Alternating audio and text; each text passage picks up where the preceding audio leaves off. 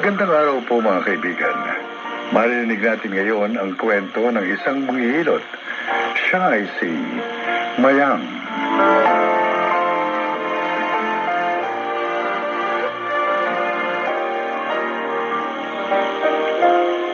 Kilala ako sa aming lugar.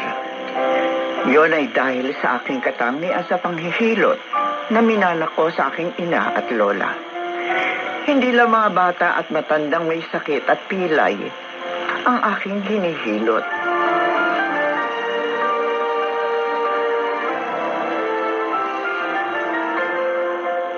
Walang yan! Ay, ano naman sinuntok si Karel? Kulang pa yan, Mayang. Napakalaking kahihiyan ang ibibigay niya sa atin. Dahil sa pagbubuntis ng walang asawa! Bakit naman kasi anak, ibinigay mo ang sarili mo sa manlulokong yun? Tingnan mo! Iniwan ka lang sa ere. Nagpapadala ka sa kapusuan! Matawad mo, Inay. Inay. Paano ka ngayon? Ganoong subakas na alimbal na nakabuntis sa'yo? Inay. Mapapatay kong lalaki yun kapag laki ko. Tama na. Tama na yan, Piping. Oh. May naisip akong paraan. Para lahat tayo hindi mabilad sa kahihiyan.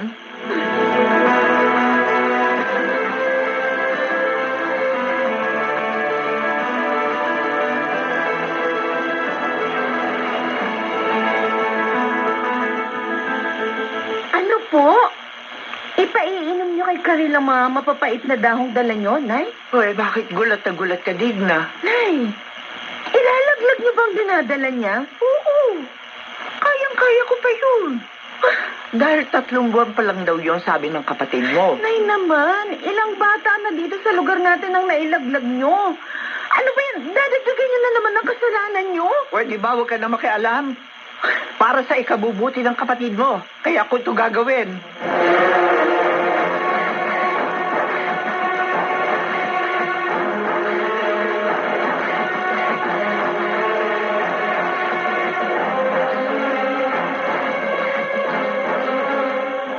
Hinihilot nga niya ako, ate. Pinapainom ng mga mapapait na dahon. Pero mali yun, Karil. Mali. Parang nagiging kasangkapan ka na rin sa pagpatay din sa dinadala mo. Oo nga naman, Karil. Minsan ka nang nagkamali. Sana huwag mo nang dagdagan. Ayoko nang ginagawa ni Inay, Kuya Noel. Napipilitan lang akong sundin sila ni Itay. Kasi ayoko magalit na naman sila sa akin. May trabaho ka na. Kaya mo nang buhayin ang dinadala mo. O edi, bumukod ka na lang para hindi ka nila mapakialaman. Tama nga, ate mo. Hindi ka pa makakagawa ng kasalanan. Nalilito na ako, Kuya. Ate, parang ang gusto ko na lang ngayon. Matapos na ang problema ko.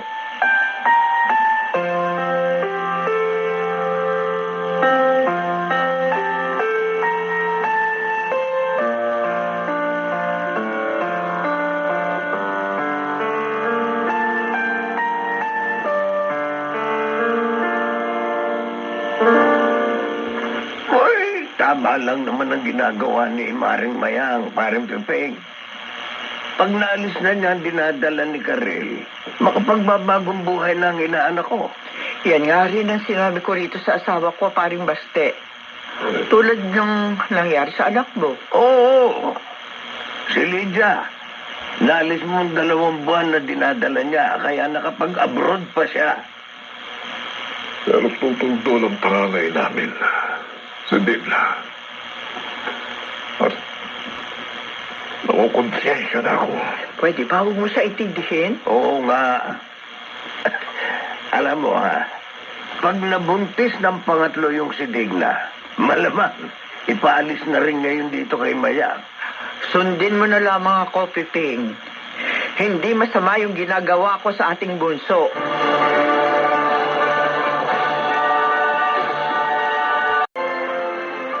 Balikan natin ang ating tampok na kasaysayan dito sa ating dulang. Ito ang aking buhay.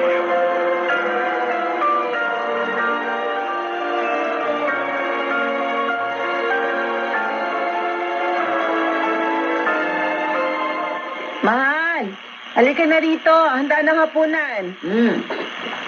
Ang bango ng sinigang na baboy O siya, kain na habang mainit pang sabaw. Yeah. Mahigop eto. na ng sabaw. Yan, tikman mo. Kasarap. Ay, oo nga pala. Nasa lumo ko kanina pauwi ako si Karil. 6 na buwan na palang ang tiyan niya. Ah, oo. Hindi maalis ni inay. Mm. Malakas ang kapit ng bata.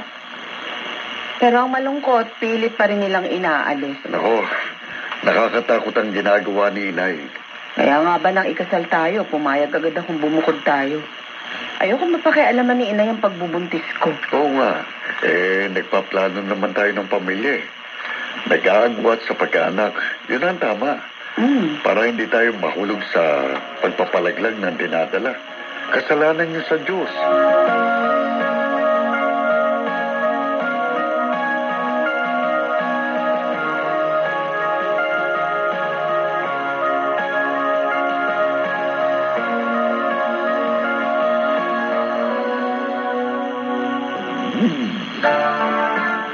Karil, mamaya ka na magagahan.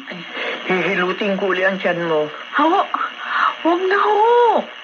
7 buwan ang tiyan ko, laki-laki na nga eh. Karil, mamaya ka na mag-almusal. Ho, Hihilutin ko uli ang tiyan mo. huwag na ho. Ang laki-laki na nga ng tiyan ko. Tama ang anak natin, Bayang. Kaya mo na. Siguro gusto talaga ng batang dinadala niya ang mabuhay. Pero mabibilad tayo sa kahihiyan, Piping. Alam na ng lahat dito na buntis si Karel. At walang asawa. Hindi na maitatago pa yun. May trabaho naman ho ako, Nay. Mabubuhay kong aking anak. Ay, bahala na nga kayo. Pero huwag niyo ako idadamay pag nahirapan kayo.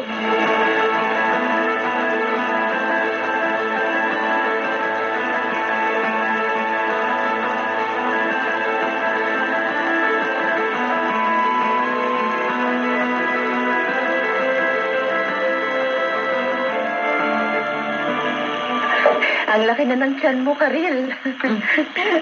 Oo nga, ate. 8 buwan na ito. Ha?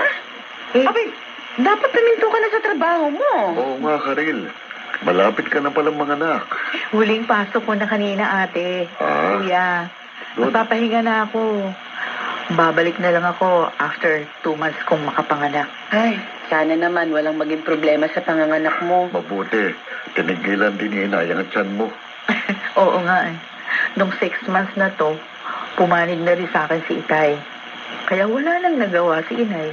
Kung may mga tao mang manibak sa'yo balang araw, huwag mo silang intindihin. Tama. Ang kinabukasan ng anak mo, ang asikasuhin mo.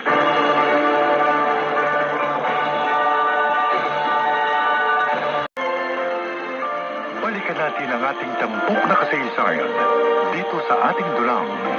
Ito ang aking buhay.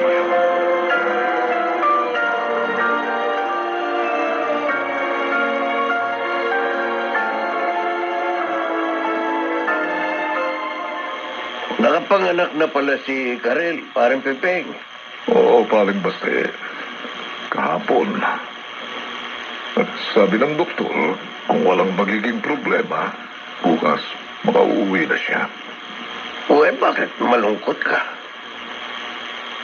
May problema kasi sa anak ni Karel. Problema? Ano yun?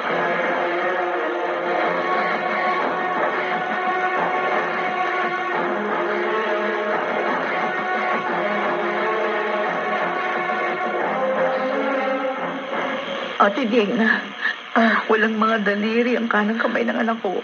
Tingnan mo. Oo nga. Ay, kawawa naman ang pamangkin ko. Gusto kong sisihin ang sarili ko. Kasalanan ko. Kaya nagkaroon siya ng kapansanan. Tama na, tama na. Huwag ka nang umiyak. Baka mabinat ka pa. Alalahanin mo, kailangan ka ng pamangkin ko. Tatagan yung loob mo. Para mas matulungan mo ang iyong anak. Dahil sa kapansanan niya, mas magiging mahirap ang paglalakbay niya dito sa mundo. At kailangan ka niya.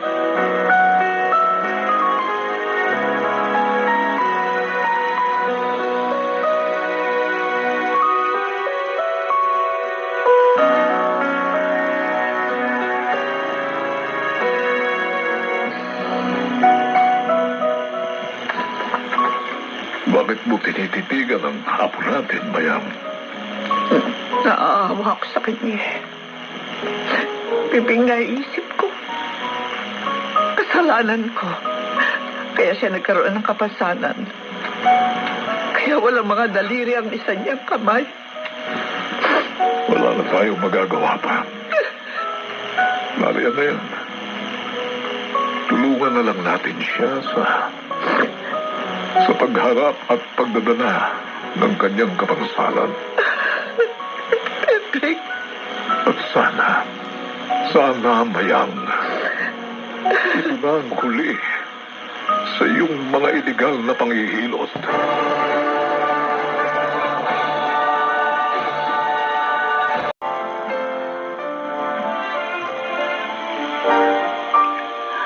Naging masakit na aral sa akin ang nangyari sa aking apo. Kaya mula noon, itinigil ko na ang panghihilot sa mga buntis. Ako po si Mayang at ito ang aking buhay.